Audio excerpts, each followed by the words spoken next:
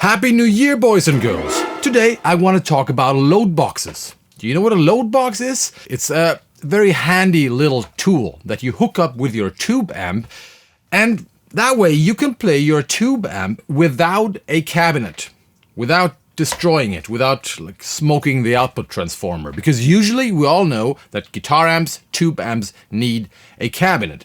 But with a load box, you can skip the cabinet, skip the live room, the soundproofed live room, skip the microphone, skip all the hassle. It's cool for a lot of people who do home recording because they can record the real thing, the real tube amp, into impulse responses. But it's also great for jamming at home without waking up your grandma or waking up the neighbors.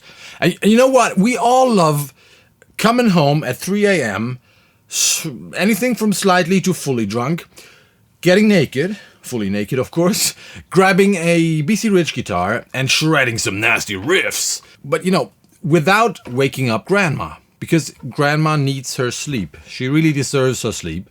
Not everybody has 2 live rooms like I do and no grandmas. A lot of people want to use their tube amps, the real thing, and not only amp sims. And I can understand that. Tube amps are sexy. There are a lot of load boxes on the market right now, and today I want to test one of them. One that looks really promising. Because so far I have been using either the real thing, a real cabinet, or the camper with my own profiles. And a load box seems to be something in between, you know? So I can play the real tube amps, but I don't have to use a cabinet each time I want to play a guitar or each time I want to do a video. I want to have a great sounding load box. And today I will test one load box and find out how it sounds. And this is the Amp Central from REDSEVEN from Italy. And you know, whenever we do tests on this channel, remember it's a German channel, we do them properly, okay? So what we're gonna do is this. First, I'm gonna dial in a cool guitar tone, the old school way, amp connected to a cabinet, mic'd with 1 or 2 microphones. And once we have found that, I will create an IR, an impulse response, a clean impulse response of that setup. Then we will hook up the Amp Central, and because I have this lovely KHE amp and cabinet switcher, we can, on the fly, switch between the real thing, the cabinet, and the load box with the IR. So we will find out if there's a difference. Because what I expect from a load box that I will be using here is that my amp sounds exactly the same when it's connected to the load box compared to being connected to a real cabinet. And for this test, we're gonna use the Synergy Fryette Deliverance 2 module, because you've been asking for it. You wanted to hear that module, that's what I'm using today. And it sounds pretty sick, I can already tell you. Let's get started. This video is about making your grandma happy again. Here we go. As usual, before we get started, let me explain the signal path.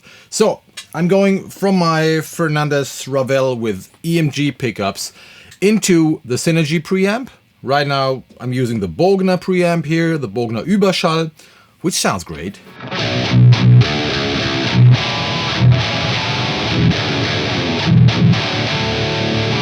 Nice preamp. And we're going into the power amp of my Brunetti XL Ultra Lead. Nice sounding power amp as well.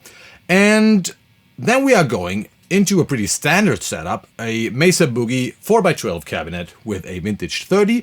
It is from 2002, a great sounding vintage 30, but it is mic'd not with a 57 today, it's mic'd with a Lead microphone. I think it's called MTP something. It's a great sounding microphone. I've been using it on my Bogren IRs already, but today it just sounded better than the 57. It sounds a little more muscular, a little fuller in the lower mid. So all you hear is that Lead microphone. And we're going through my Cranborne preamps, and I think I have slightly engaged the Mojo feature on the Cranborne preamps, which is really cool for making guitar tones a little more brutal, because it sucks out those lower woody mids. So if your guitar tone sounds too vocal, you can do this.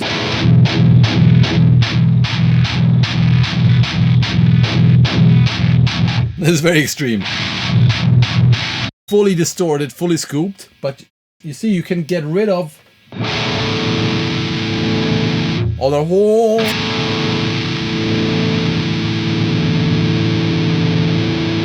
all in the analog domain. I can recommend those Cranborne preamps because you can really change the sound and it is independent of the volume of the level and it's not just fucking voodoo. It really changes the sound. It's cool. That's the signal path.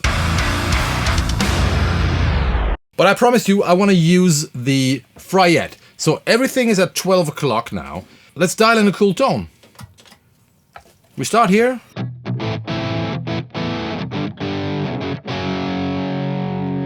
And for some reason there are two gain controls. I'm sure there's a smart reason for this, but let me tell you, if you want to do high gain with this preamp, you got to crank them anyway. So let's do that.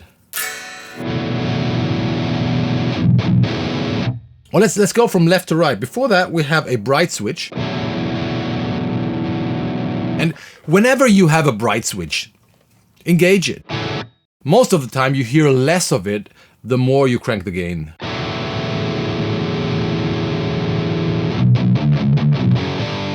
This is both gains fully cranked. Then there's something called more or less. Of course we go for more. I assume it's another gain stage.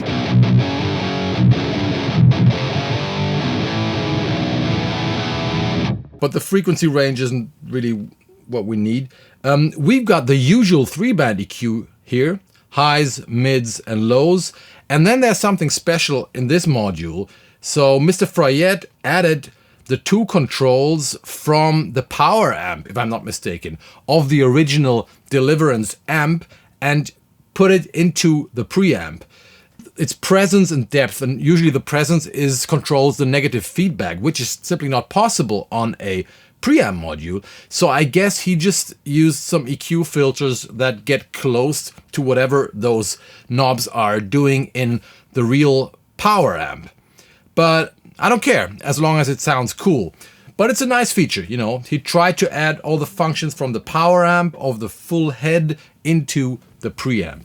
So let's have a listen to the presence. It can be turned on each channel separately. So now it's on. And the interesting part is that the presence knob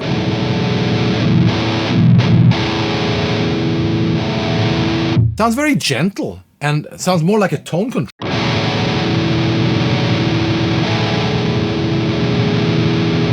Not as aggressive as a typical presence knob, more like a Bandax filter or something, very unusual.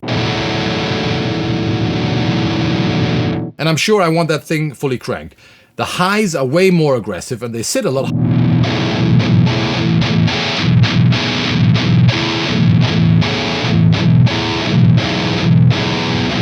We want a lot of that.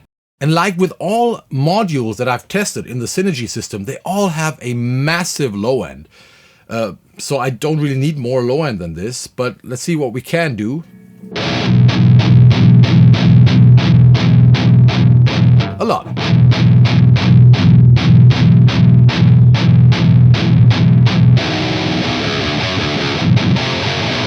These are the mids. Nice. You can get a more old school Marshall feel with this.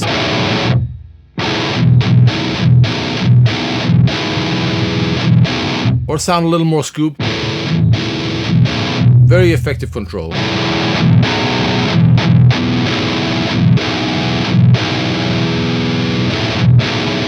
That's what you can do. Let's have a listen.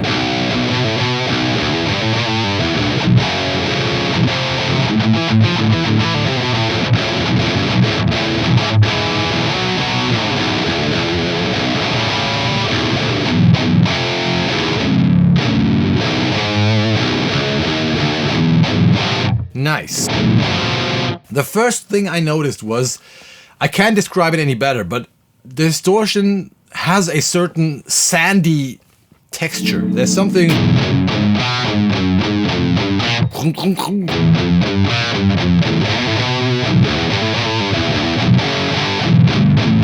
that just feels sandy.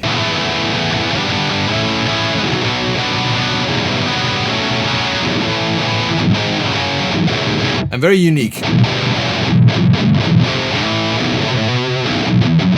It's still not a lot of distortion, not a lot of gain.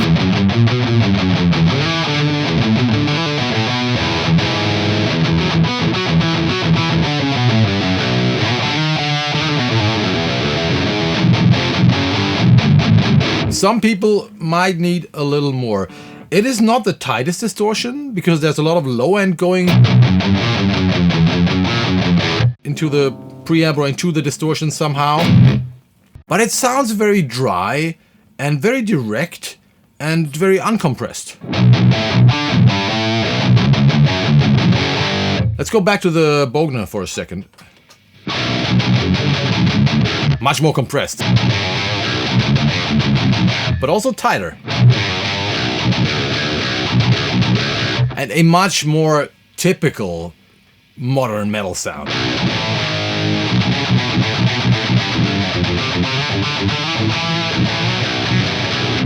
Than this. Now listen to the texture.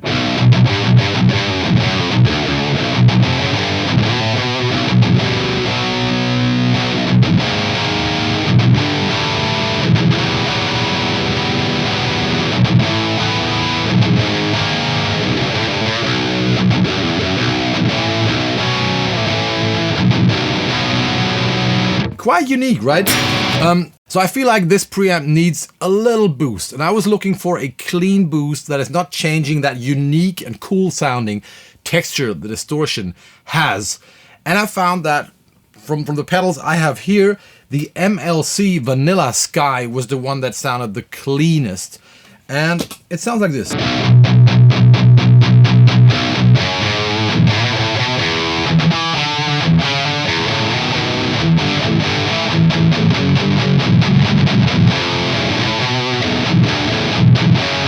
The low end is a little tighter and it pushes the distortion a little further.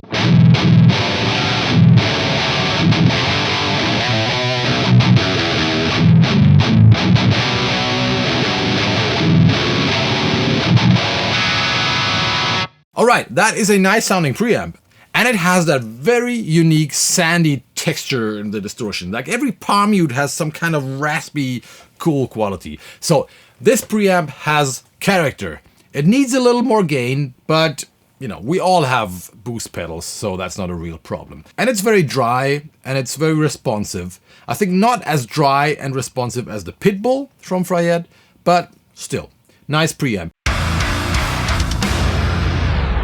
Alright, let's go back to our main topic, and that is the Amp Central. So, you've heard the setup. I will now create an impulse response, and I'm not gonna do that impulse response with the Brunetti power amp, because then we would be going twice through the Brunetti. So I'm gonna use this little device here, which is the Seymour Duncan Power Stage 200. A lovely sounding little preamp that I mostly use for creating IRs. Not for all IRs, but I'm gonna use it today, and we will find out how close we can get. I'm sure there are amps out there that sound even more linear than this, but I'm pretty sure we will get close enough.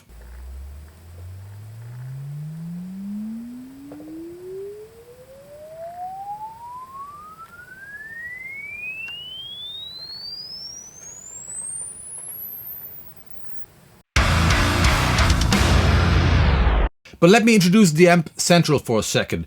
It is a combination of a LOADBOX and an IR loader. I don't really need the IR loader in the studio, but you might need it. If you have your tube amp and you have the Amp Central, you can connect your headphones and start jamming. That's really cool. I mean, I don't need the IR player because I want to capture the speaker output of my amp so I can use it in Cubase, so I can reamp it later, or I can add an IR in Cubase because, you know, I have IR players. If I don't want to record an IR straight away, because then I can also just record the cabinet or add an IR later. So I'm not testing the IR loader today. I'm sure it's cool. There's one exception, it only loads IRs up to 20 milliseconds. Please change that, that's not enough. Most of my IRs are longer and there's information. I don't want to crop my IRs to be able to load them here. So that is, I mean, please change it. But we're not talking about this. We're talking about the LOADBOX. And this LOADBOX has two modes. It has a reactive mode and a resistive mode. Resistive being the old school version. The last time I played one of those load boxes was something like 15 years ago or 10 years ago, I don't know. And back then most of them were resistive and they all sounded like crap. Way too dull or just wrong. They sounded nothing like the amps. And from what Luca told me, they have added the resistive mode again because some people seem to like it. But I think we all agree there's a consensus in the guitar world that a reactive mode, if it's well done, is a lot closer to how a cabinet interacts with a tube power amp. Let's get started. Let's start with the old school mode, with the resistive mode. I have the IR player bypassed. So this is just the output of the load box, which is supposed to sound terrible.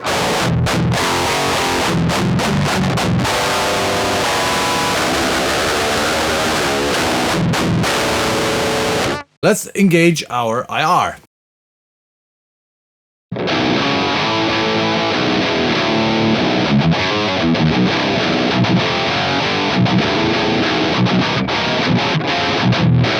Much better.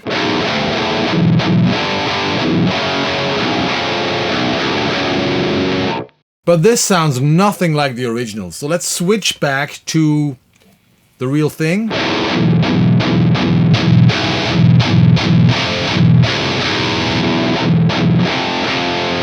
So this sounds like a really terrible, dull, dark version. No highs, no grind.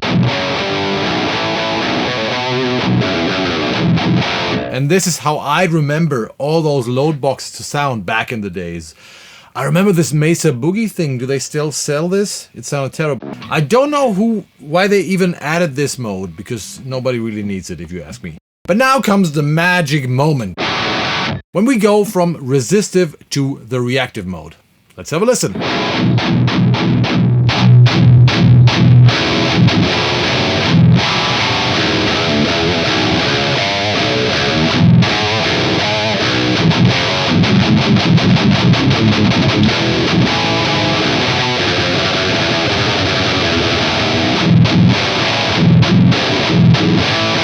And this is much better.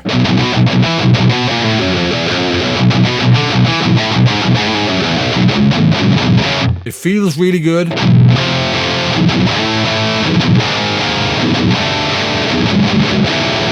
Let's switch back to the real thing. I don't hear a difference. Back to the loader.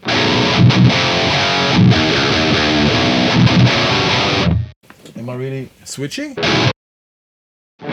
Yes, I am.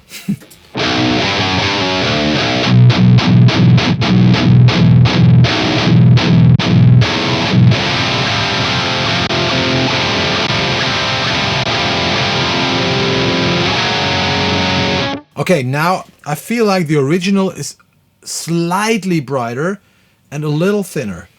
The cabinet, this. Compared to this,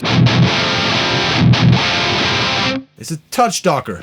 But don't get me wrong. I mean, first, I didn't hear any difference at all. This is incredible. This is nice. This feels like the real thing. I can feel any difference when playing. And it took me a while to hear any difference. And I'm still not sure if it's imagination.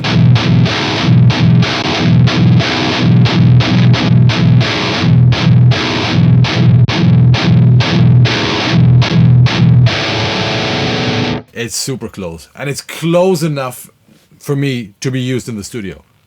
That sounds fucking amazing. That is really good.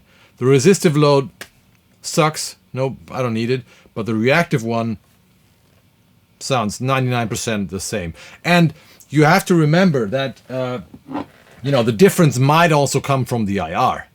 We are like comparing two things here. We're comparing a load box to a cab and an IR to the real thing. And this is fucking close. I mean, and this sounds great. So, well done, REDSEVEN. The reactive mode sounds really fucking amazing. It just feels like playing a cabinet. And I think we've proven that the amp reacts the same way like when it's connected to a real cabinet. So, that's all you need, right? Awesome. I think I will be using this a lot over there in my YouTube and editing room. Alright, boys and girls, let me sum it up. This is a great sounding LOADBOX. I also want to check out their amps. I did a little quick video about one of their amps together with Glenn Fricker, but I need to check them out properly here. The Fryette Deliverance 2 module is a very unique sounding, cool sounding high gain module with a very unique texture. Sandy distortion. I like it. Check it out. So far, everything has been pretty cool from Synergy. I can recommend the system, except for the power amp. I don't like their power amp. What else? Yeah, here's the MLC pedal, in case you want to check it out. That was the boost that I was using in this video. Also a cool Polish company. They make beautiful looking amplifiers and pedals. I haven't checked out their amplifiers though. Send me one of your amps. I will check it out. What else have we used? I don't know. But as usual, what else have I used? I can't remember. Anyway, you let me know what you think about this in the comments. This has not been a sponsored video, by the way. I was just checking this out. So I want you to subscribe to this channel and to ring the bell as usual. Do that now. Subscribe if you haven't already. And leave a comment. Let me know what you think about this video and the gear. Blah, blah, blah. Next week, I will do a video with my friend Jens Bogren, because you remember we've been doing this riff contest, and you have been sending in so many cool riffs and videos. So we will choose the winners, the 3 winners in that video. Remember, one of them will get a beer with Kohle, a video call with me where we can have a beer together, and one of you guys will also get my personal Grindstein pedal. Here it is, exactly this pedal. Okay, so get ready. That's all for today. I love you all. See you in hell, motherfuckers. Bye-bye.